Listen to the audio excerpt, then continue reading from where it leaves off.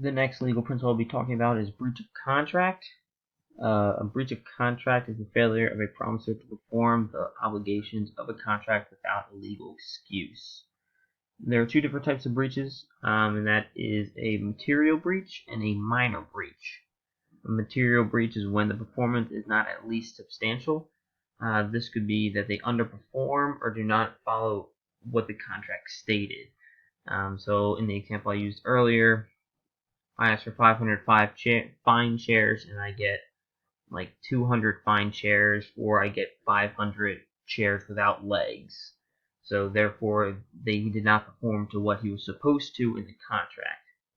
If the breach is material, the non-breaching party is then excused from their performance in the contractual duties.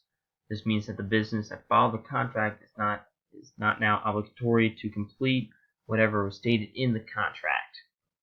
The same business can now sue the breaching business for the damages resulting from the breaching.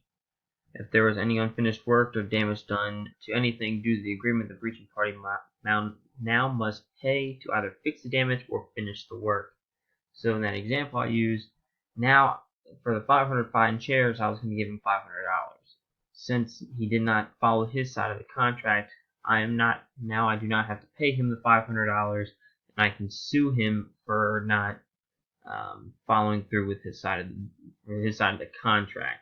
So I can sue him for damages if he did anything, or I can just sue him for the money he didn't spend to finish the fine shares, or and probably get him to finish the work.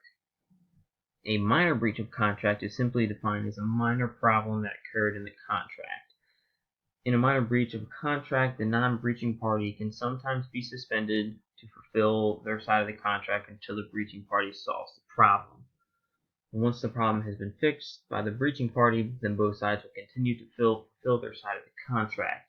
So in the example of the $500 for the 500 chairs, if I get the chairs and they're not the right stain, or they're not the right look that we envisioned, but he did the work, so till then, I do not have to follow my side of the contract until he fixes the chairs to how they're supposed to be. And then once the chairs have been fixed to how we both agreed upon in the contract, then both sides continue to fulfill their sides of the contract. The biggest difference between a major material and a minor breach is a material breach, the non-breaching party is excused from the performance and their contractual duties, or in a minor breach, it's kind of put on hold. So the minor breach is then put on. So the one side that did fulfill their contract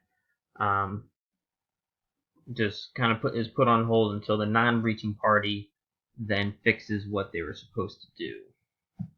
So to give a quick example of I use one of my sources here is in the article, a Trump golf course has been ordered to pay $5.8 million for breach of contract. It discusses a recent lawsuit where President Trump needs to pay former members of the club $5.77 million who claim to be wrongfully refused and refund their deposit after he took over the course in 2012.